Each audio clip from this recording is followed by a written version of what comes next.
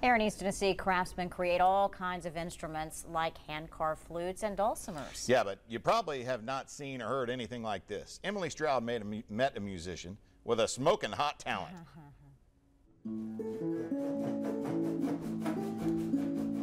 You could say building instruments is in Rick Walker's blood. My father built instruments, he built guitars, and just everyone in my family played music. It was just an integral part of our lives. He hand carves the necks for guitars, ukuleles, dulcimers, then attaches them to cigar boxes. I do smoke cigars, but I haven't smoked all of these. I shop on eBay, I shop at the local cigar stores. You know, they always have empty boxes laying around. Some of his instruments are simple. This one has just 2 strings. Some are complicated. This one took months to make. I'm kind of a perfectionist, so I always want to overcomplicate it. I want to overbuild it. And if you do the internal bracing, and if you put too much bracing inside of these, they lose some of the character, some of the sounds. Ah, the sound. Well, not to be too cliche about it, but they sound smoky, kind of. They just kind of have a smoky blues sound to them that really it's hard to replicate in a production-made guitar.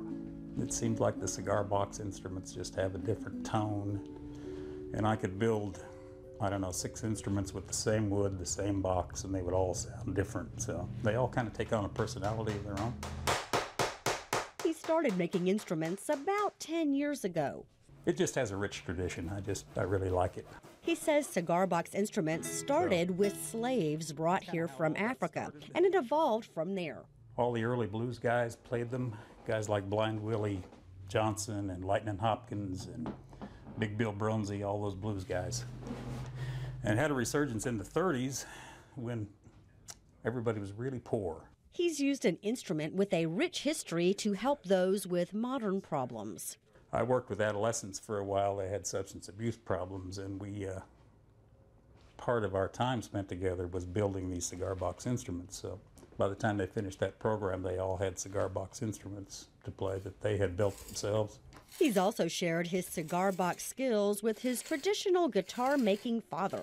My father he makes ukuleles, banjos, fiddles, all out of cigar boxes, and he sells them at a place called the Smoky Pearl up in Townsend. Rick Walker is too attached to these instruments to sell them, but he makes custom versions for others under the name Uncle Stogie, a good description for someone who enjoys a good cigar. I'm Emily Stroud, live at 5 at 4. Pretty cool. Amazing, huh? Yeah, actually an online community of people who play cigar box instruments. It's called Cigar Box Nation. That is amazing. Very cool.